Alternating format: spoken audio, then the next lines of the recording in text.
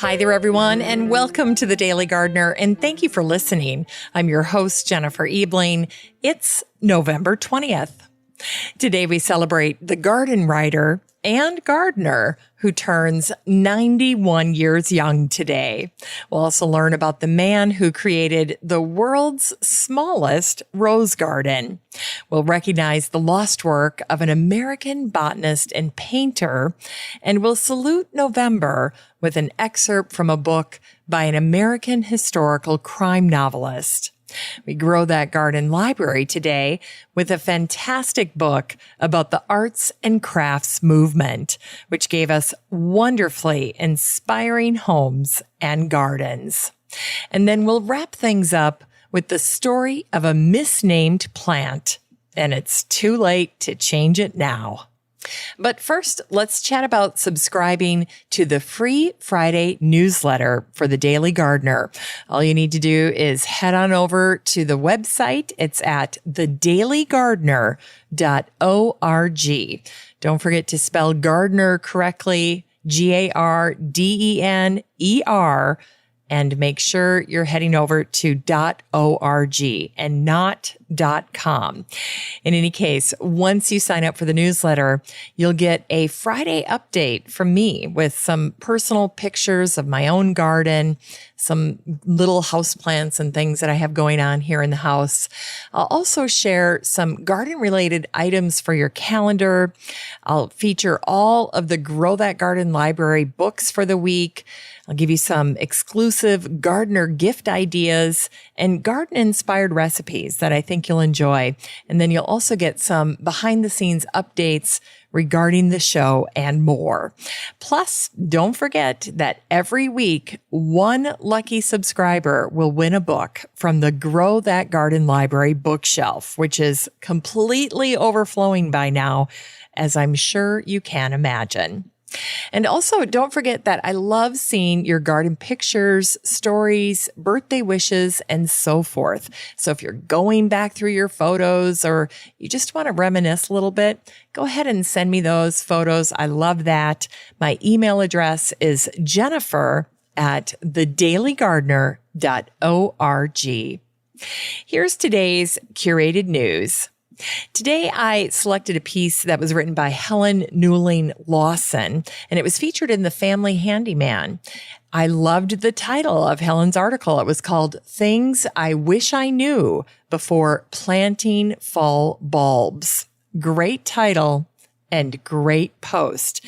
If you have planted fall bulbs this year, especially for the first time, or if you're planting them again, you're giving it another go, and you haven't had success in the past, maybe check out Helen's post. See the tips that she's offering. If you want to do that, all you need to do is head on over to the free Facebook group for the show, because I share all of my curated news articles and original blog posts right there. It's in the listener community. It's a free Facebook group, and it's called the Daily Gardener Community. So you don't need to take notes or search for links while you're trying to listen to this show. All you need to do is head on over to Facebook, and the next time you're there, search for the Daily Gardener Community, where you'd search for a friend, and then request to join. I'd love to meet you in the group. Here's today's brevities. Today is the 91st birthday of the garden writer and designer Penelope Hobhouse, who was born on this day, November 20th, 1929. When Penelope visited Tuscany, she was captivated by the villa gardens, and she began teaching herself garden design. So there's inspiration for you.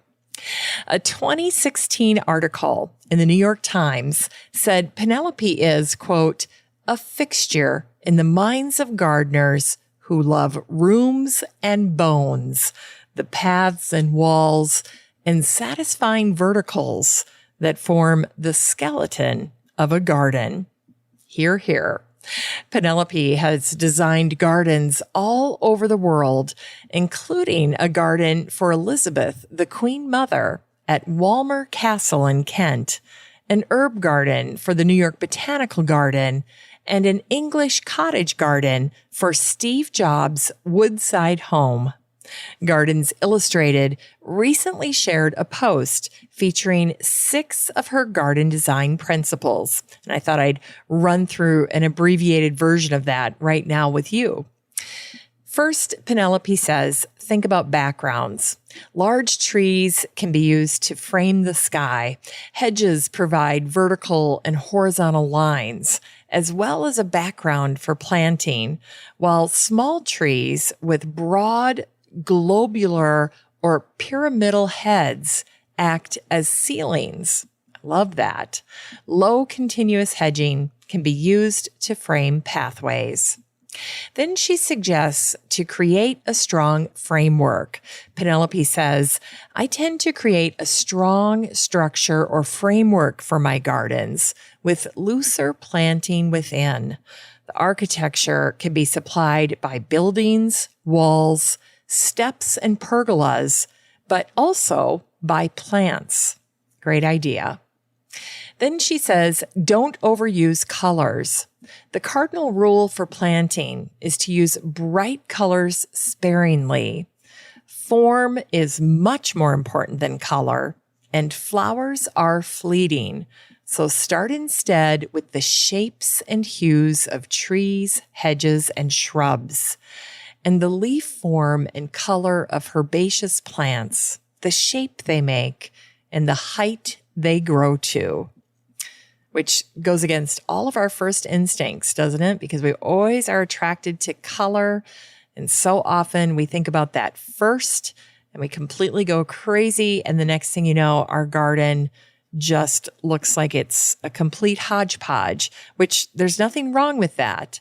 But if you want to follow Penelope's advice, don't overuse colors. Start thinking about shapes and forms instead. Then Penelope says to mix plants up. Choose plants that will not only do well in any particular spot, but will also associate happily with any neighboring indigenous plants. Great advice. Next, she says, repeat, repeat, repeat to help unite the house and garden and create flow. Repeat hard or soft features. And you know, that repetition in the garden ties it all together. Don't be afraid to do that. Don't be afraid to take some of your favorite aspects from the front of the garden and bring it to the back of the garden, and so on, vice versa. And finally, Penelope says, don't forget, it's for you.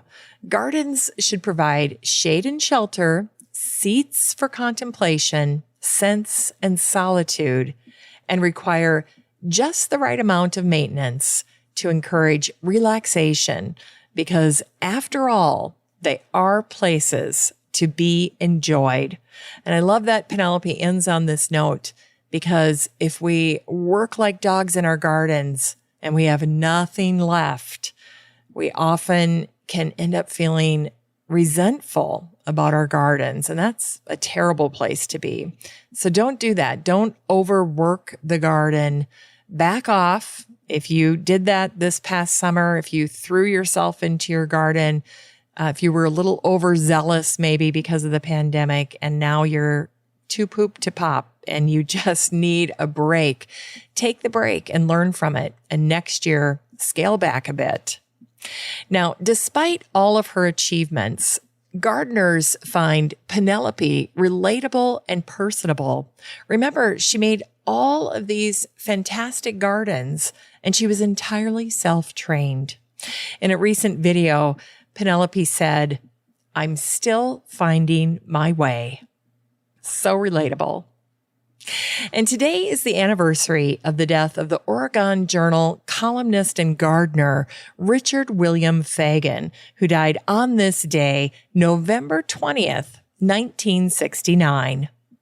As gardeners, we celebrate Richard for installing the world's smallest rose park, Mill Ends Park in Portland, on February 23rd, 1954. The installation coincided with Rose Planting Week. Richard's Mill Ends Park is just 18 inches in diameter, and it was named after Dick's column, which was also called Mill Ends. The name for the column, Mill Ends, came from Dick's passion for collecting little bits and news items about the Pacific Northwest sawmills. And so that's how he came up with the title for his column, Mill Ends. In fact, the mayor of Portland once joked, "I don't know why anyone would invite me to talk on city affairs. Dick Fagan can tell you more." Mill Ends Park is really just a small plot in the middle of an empty lamppost hole on a cement divider on the street at the intersection of Southwest 1st and Taylor Street. That year, in 1954, the city of Columbus, Ohio, claimed the title of the Rose City, which was an honor held by Portland for over 50 years. Now, that made Portland gardeners pretty upset, and they began planting roses all around the city. Hearing about the competition with Ohio, Dick got the idea for the littlest rose park after spying the empty spot in the road divider from his window at the newspaper building. Dick's Mill Ends Park consisted of a single rose bush, a little wire fence, and a small wooden marker that said Mill Ends Park. So cute. And it was on this day, November 20th, 1989, that the St. Louis Post-Dispatch shared an incredible story called Buried Blossoms by Patricia Rice, which shared the story of the long-lost work of the botanist August Henry Kramer. Here's what it said. After 40 years in basements, Kramer's collection of 493 botanical watercolors was scrutinized by 2 local art appraisers. You might imagine that art appraisers become blasé about seeing another beautiful painting, but not Barbara Messing. "They took my breath away," she said. "Flowering mint, California poppies, hummingbird sage, wild parsnips, whispering bells, rare alpine flowers seemed almost fresh on the paper. Each had been meticulously painted from live botanical specimens by August Henry Kramer in his spare time as a fire lookout in California and Oregon. Kramer was born in South St. Louis, but he spent his adult life in the western forests. Shortly before his death in the late 1940s, he brought his paintings to his sister in St. Louis with careful notes detailing the care of the delicate watercolors. Kramer's great-nephew, Art Hack, does not know precisely when his great-uncle died or where he was buried. He packed Uncle Gus's box of watercolors each time he and his family moved. Then he said, every once in a while, I would take them out and we would look at them. A few years ago, Jean Hack, Art's wife, and a volunteer guide at the Missouri Botanical Garden, took her husband to an art exhibit of botanical drawings at the garden. They immediately reminded Art of his uncle's work. He wrote about the paintings to the garden's director, Peter Raven, who sent 2 staff members to look at Kramer's work. When the appraiser, Barbara Messing, pulled the paintings from their brown paper wrappings, it was the very first time they had all been seen outside the family in 40 years. After a couple of hours of looking at them, she felt hot tears flowing down her face.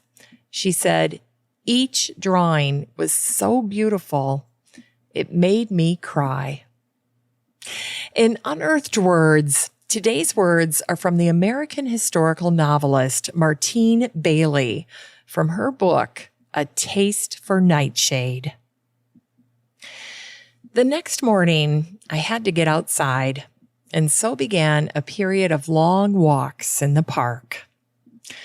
Early November continued bright, with the last sun of the year shining low and coppery over the woods.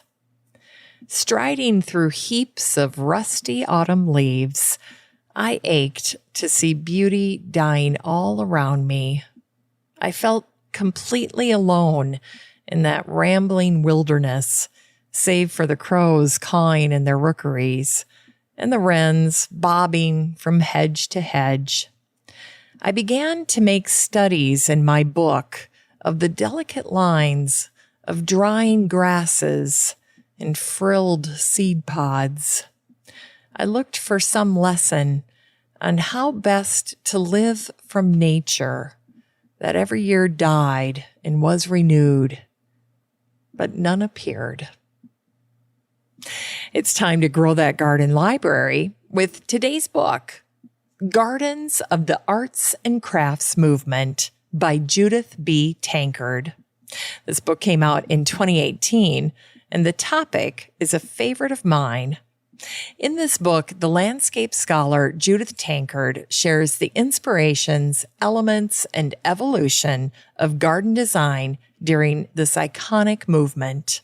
Judith handpicked homes and gardens from Great Britain and North America to show the diversity of designers who helped forge the arts and crafts movement. I love reading Judith's work because she does such thorough research, and then she presents everything she's learned with great clarity and passion. Whether you're an architect, student, a garden designer, or a hobbyist, Judith's book offers a compelling narrative explaining how this period of garden design is still relevant to how we create and understand landscapes today. Gardens of the Arts and Crafts Movement features celebrated artists such as William Morris and Gertrude Jekyll. Readers will benefit from Judith's diligence in collecting visuals like photographs, period paintings, and garden plans to convey all the important elements of the movement. This book is 300 pages of the best examples of the arts and crafts movement, with Judith as your expert guide. You can get a copy of Gardens of the Arts and Crafts Movement by Judith B. Tankard and support the show using the Amazon link in today's show notes for around $25. Great book. Finally, here's something sweet to revive the little botanic spark in your heart. It was on this day, November 20th, 1933, that the Knoxville Journal shared a story called Department Botanists Agree, Too Late to Change. Lespedeza was named in error. Lespedeza is a genus of around 40 species of flowering plants in the pea family, commonly known as bush clovers. The article pointed out that the mistaken identity dates back to 1803, when the French botanist Michaux bestowed the name to honor the governor of Florida named Lespedez, who allowed Michaux to explore Florida as part of his botanizing efforts for France. But in studying the early history of the plant recently, a botanist by the name of P.L. Ricker with the USDA couldn't find a governor by that name in Florida state history. By checking the old histories, records revealed that the governor in 1788 was actually named Cespedes, not Lespedez, making it clear that the name given by Michaux was either an error or a misprint. Botanists of the department agree that it would be a mistake to try to correct the mistake now, if for no other reason than it would lead to confusion with a family of tropical trees, because they are called Cespedezia, and they're named in honor of an early professor of botany, also named Cespedes. So there you go. We're stuck with less Pediza. Thanks for listening to The Daily Gardener. And remember, for a happy, healthy life, garden every day. The Daily Gardener is produced in lovely Wyoming, Minnesota with the help of Paige Mance, Brooke Bierbaum, Kiana Rayleigh, Maddie Doyle, Natalie Decker, and Eric Begay. You can find The Daily Gardener on all your favorite social media. You can follow the show on Instagram, and listeners always have a standing invitation to join the free Facebook group for the show. Just search for Daily Gardener Community the next time you're on Facebook and request to join. All the stories and books that are featured on the show can be found over at thedailygardener.org, thedailygardener.org. And while you're there, be sure to sign up for my free Friday newsletter. Last but not least, you can share your own gardener greetings on the show by emailing me at jennifer@thedailygardener.org. I'm your host, Jennifer Ebling, and as always, have a great day in the garden, and we'll see you tomorrow.